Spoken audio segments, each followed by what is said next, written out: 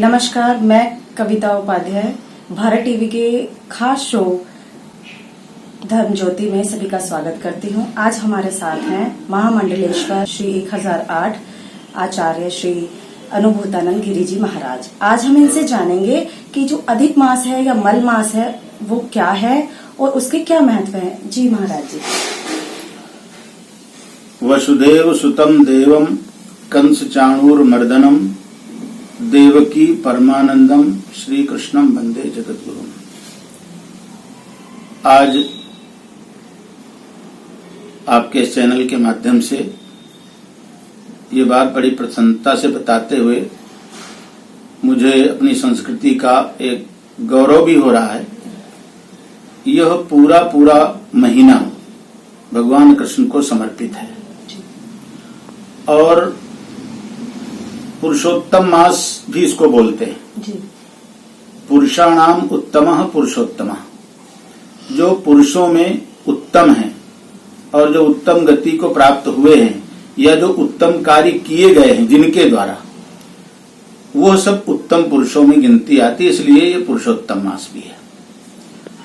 और हम सब जानते हैं कि हिरण्यकश्यप और प्रहलाद ये एक दार्शनिक चरित्र है और इस दार्शनिक चरित्र में जो कुछ भी हमको दिखाया गया है वो यही बताया गया है कि कोई कितना ही दुष्ट प्रकृति का क्यों न हो, लेकिन वो एक न एक दिन पराभव को प्राप्त होता है, क्योंकि वो ज्यादा दिन नहीं चलेगा। ज्यादा दिन सत्य चलेगा, असत्य नहीं चलेगा। इसलिए हमारे यहाँ सब जगह लिखा है, जहां भी आप देखेंगे तो चाहे सरकारी बंगलों में देखिए, राष्ट्रपति भवन में देखिए, सत्यमेव जयते हैं। सत्य का संपूर्ण जगहों में विस्तार है और सत्य थकता हुआ नजर सा तो आता है, लेकिन सत्य कभी झुकता नहीं, कभी थकता नहीं है। इसलिए ये महीना हिरण्यकश्यप से भी जुड़ता है। प्रहलाद हिरण्यकश्यप के पिता हैं, हिरण्यकश्यप के पिता प्रहलाद हैं और उनकी दिनचर्या, उनका जीवन एक तरह से रक्ष संस्कृति से जुड़ता है। और रक्ष संस्कृति को भगवान, यद्यपि राक्षसों में भी बहुत अच्छे लोग हुए।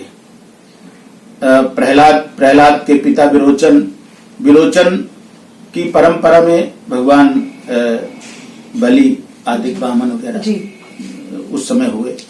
तो ये सब रक्ष प्रवृत्ति में आने के बावजूद भी देव कोटि के लोग रहे, लेकिन भगवान को आना इसलिए पड़ा क्योंकि वो रक्ष संस्कृति नहीं चाहते। जबकि देव संस्कृति, यद्यपि देवता बहुत स्वार्थी हैं और अपने स्वार्थ के लिए देवता किसी से भी कुछ कराने को तैयार हो जाते हैं, तो देवताओं को भी बहुत ज्यादा इस अर्थ में महत्व नहीं दिया गया। महत्व दिया गया है धर्म और सत्य को।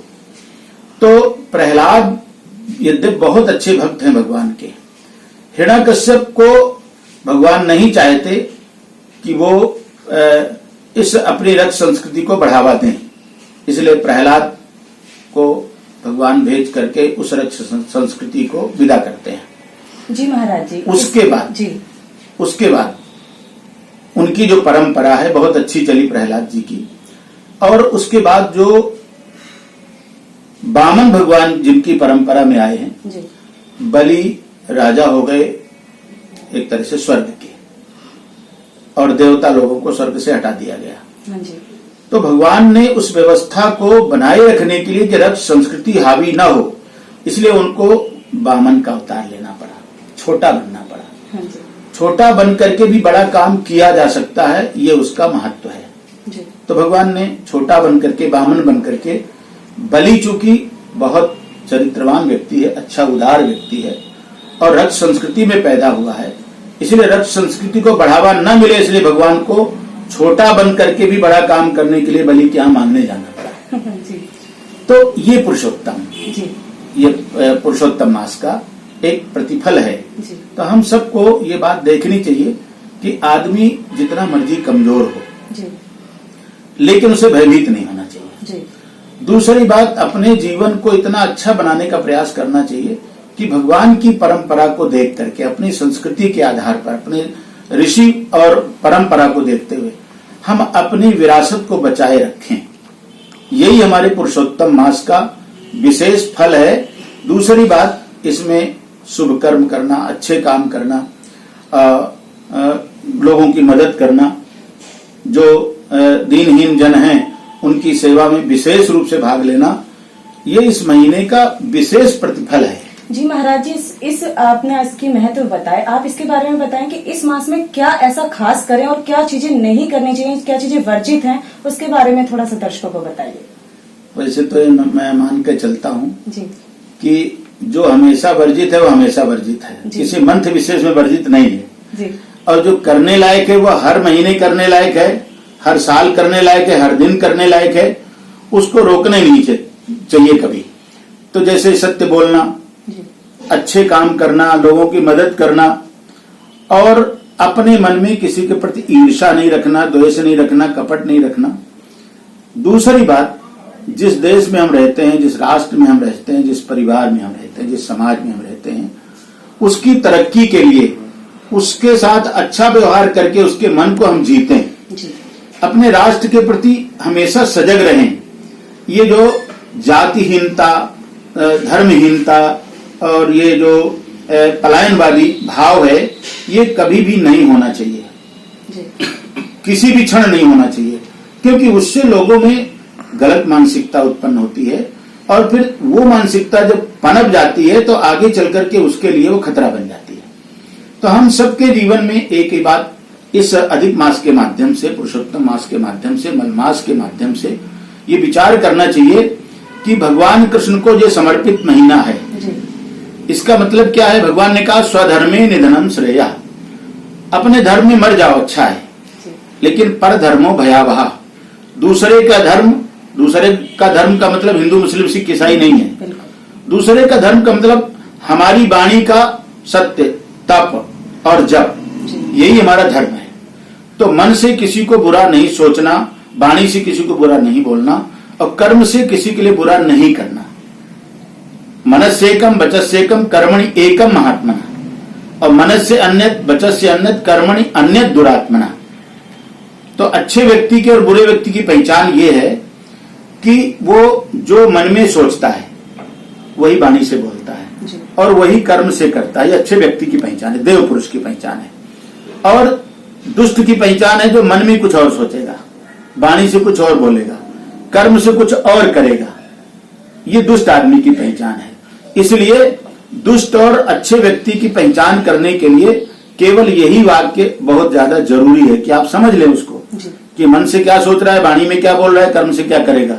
इसका मतलब इसकी प्रवृत्ति दुष्ट प्रवृत्ति है, ये अच्छा नहीं है। कहीं भी धोखा दे सकता है, किसी को भी धोखा दे सकता है, किसी के साथ भी विश्वासघात कर सकता है। लेकिन एक जो साधु पुरुष है जिसका मन, वाणी और कर्म ये लगभग एक जैसे हैं, वो किसी के साथ धोखा नहीं देगा, किसी को संकट में नहीं फंसाएगा, कोशिश करेगा कि इसका यहां से अच्छा गुजारा हो, अच्छे रास्ते पे चले और इसका भविष्य बड़ा सुंदर बने। तभी तो हमारे ऋषियों ने कहा सर्वे भवन्तु सुखिनः सर्वे सन्तु निरामयाः सर्वे भद्राणि पश्यन्तु मा कश्चित् दुःख भाग् भवेत्। ये केवल भारत का ऋषि सोच सकता है, क्योंकि हम सब ऋषि संतान हैं, हम किसी राजा की संतान नहीं है। लोग गलत फहमी में हो जाते हैं कि हम उस राजा की संतान हैं। हम सब ऋषि संतान, हम सब ऋषि पुत्र हैं। और आज आप कभी देखेंगे पूजा पाठ होता है, यज्ञ आदि होता है, तो कोई जब मुख्य यजमान बनता है उससे पूजन कराता है विप्र, तो उनसे कहता है कि आप अपने नाम का, अपने गोत्र का स्मरण करिए।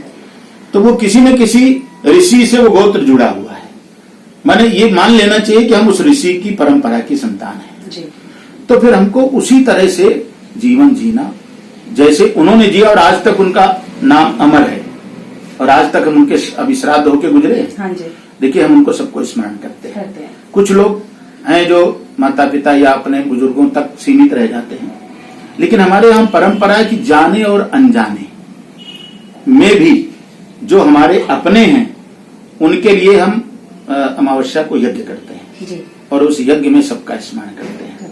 अपने उन वीरों को जो हमारे बॉर्डर पे बैठे हैं, जिन्होंने शहीदी का दर्जा लिया है, जिन्होंने देश के लिए बलिदान दिया है, जिन्होंने जब ये देश आजादी के समय में जिन्होंने फांसी के फंदे पर झूल करके, और जिनको हम नहीं जानते क्या क्या कष्ट मिले होंगे, उन सबके प्रति हम अपना आदर भाव प्रकट करते हैं, उनको श्रद्धा से नमन करते हैं, पुष्पांजलि और भावांजलि समर्पित करते हैं। तो वो सब हमारे पूर्वज हैं।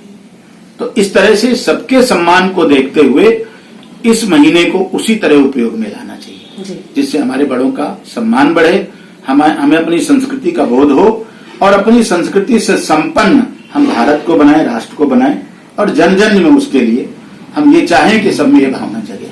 जी महाराज जी, इस मास के लिए कोई ऐसा गुरु मंत्र आप देंगे जिससे कि ये मास और अच्छे से निकल पाए और अच्छे से हमारे इसमें पुण्य की फल और मिल पाए? देखो, मैं ये मानता हूँ जी कि लिखा है कृष्णम वंदे जगत गुरु, भगवान कृष्ण जगत के गुरु हैं, तो उनके नाम का स्मरण करना इस महीने में सबसे अच्छा है। नमो भगवते वासुदेवाय। वासुदेव का ही मतलब जो सब में बसता है, सर्वदेवाय, जो सबके अंदर निवास करता है, कण कण में जो बस करके झांक रहा है, देख रहा है, वही वासुदेव है। इसलिए इस मंत्र का जप करने से मन शांत होता है, वाणी पवित्र होती है, कर्म उज्जवल होते हैं। ऐसा मान करके इस महीने के इस मंत्र को जपना चाहिए। ठीक है जी, ये है हमारे साथ स्वामी जी, जिन्होंने हमें बताया है कि महामास में हमें कैसे अपने देश की सेवा करनी है, कैसे हमें अपने एक अच्छे इंसान बनने की तैयारी करनी है।